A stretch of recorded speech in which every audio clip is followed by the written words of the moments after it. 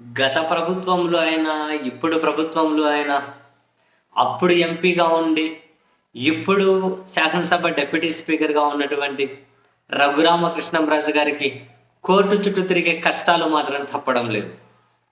తాజాగా ఆయన హైకోర్టులో మరో పిటిషన్ ఏశారు. కాస్త నాకు ఇది ఒక డిఫరెంట్ అనిపించింది. ఎందుకని అంటే, రఘురామకృష్ణంరాజు గారిని కస్టడీలో హింసించారు అని, ఇందులో కీలకం తెలుగుదేశం పార్టీ నేత తులసిబాబు అని, తెలుగుదేశం పార్టీ గుడివాడ ఎమ్మెల్యే వెనిగండ్ల రాముకి ఆయన బంధువు, బిజినెస్ పార్ట్నర్, ఎవ్రీథింగ్ అని. సో ఆ తులసిబాబును పోలీసులు అరెస్ట్ చేశారు. అయితే ఆయన బెయిల్ పిటిషన్ దాఖలు చేశారు. ఎక్కడైనా తాను బెయిల్ పిటిషన్ దాఖలు చేస్తే అటువైపు పోలీసుల నుండి వాళ్ళ వాదన, బెయిల్ను వ్యతిరేకించుకుంటూ వాళ్ళేదో వాదన వినిపిస్తారు. రెగ్యులర్గా ఇదే జరుగుతుంది. కానీ టీడీపీ నేత తులసిబాబు దాఖలు చేసిన బెయిల్ పిటిషన్ మీద రఘురామకృష్ణంరాజు గారు హైకోర్టులో ఒక పిటిషన్ వేసి, ఆ బెయిల్ పిటిషన్లో నన్ను ప్రతివాదిగా చేర్చండి, మొత్తం ఏం జరిగిందో నేను కోర్టు ముందు ఉంచుతాను అంటూ తులసిబాబు పోలీస్ విచారణలో సహకరించలేదు అని, ఆయనను కస్టడీలోకి తీసుకొని విచారించాల్సిన అవసరం ఉంది అని, ఆయన నన్ను హింసించడం వెనక ఎవరున్నారో తెలుసుకోవాలి అని, కాబట్టి ఆయనకు బెయిల్ మంజూరు చేయకండి అని, నన్ను ప్రతివాదిగా చేర్చుకోండి అని చెప్పి హైకోర్టులో పిటిషన్ వేశారు.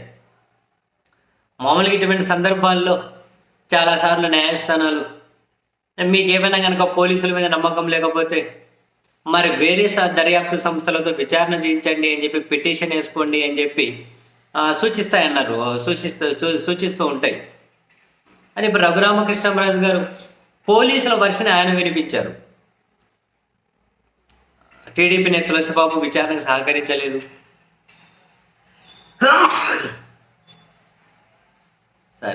ఆయన విచారణకు సహకరించలేదు, కస్టడీలోకి తీసుకొని విచారించాలి. ఇవన్నీ మరి దీని మీద హైకోర్టు ఎలా స్పందిస్తుంది అన్నది, ఆ హైకోర్టు స్పందనను అయితే డెఫినెట్లీ నోట్ చేసి పెట్టుకోవాలి. పోలీసులు వ్యతిరేకిస్తారు, మరి ఇక్కడ పోలీసుల మీద రాజు గారికి నమ్మకం ఉన్నట్లేదు. అందుకని ఈయన పిటిషన్ వేసి నన్ను ప్రతివాదిగా చేర్చండి ఆయన బెయిల్ పిటిషన్లో అని. మరి అది పాజిబులా? హైకోర్టు ఏమంటుంది తెలియదు. ఒకవేళ ఆయన కనుక బెయిల్ మంజూరు చేస్తే నన్ను లక్ష్యంగా చేసుకుంటారు, నాకు హాని అని కూడా రఘురామకృష్ణంరాజు గారు తన పిటిషన్లో పేర్కొన్నారు.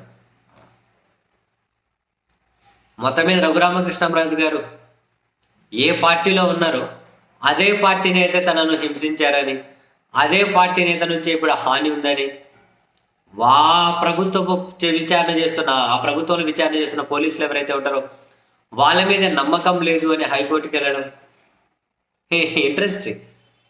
చూద్దాం finally where it leads to అని, ఎక్కడికి పోయి ఆగుతుందో.